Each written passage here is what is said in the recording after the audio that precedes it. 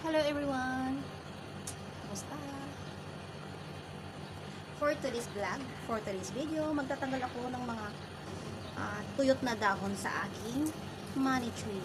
Hindi naman to tree, money, ay parang tawag nito, basta money daw siya. Kaya, blessings ako palagi sa money.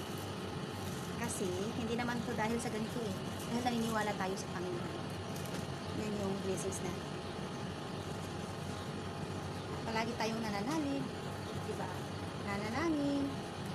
Ayan, tatanggal-tanggalan ko na ng mga lumang dahon.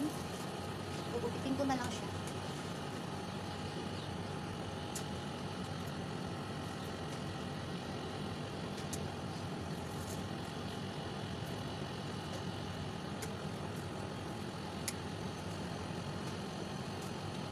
Dahil sa tag-init kasi, iba na ang ating weather ngayon dito. Kaya, namamatay na yung mga lumang dahon at napapalitan ng bago. Ayan, dito ko lang nilalagay sa gitna para mag-absorb. Hindi ko nilatapon yung dahon niya ng mga tuyot. And, pakita ko sa inyo rin ang aking ibang mga flowers. Ayan. Still alive pa rin sila.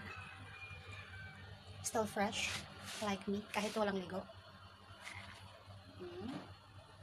Ito, paano na rin siya, yung iba pa-change ng dahon na rin, patuyot na. Look at this.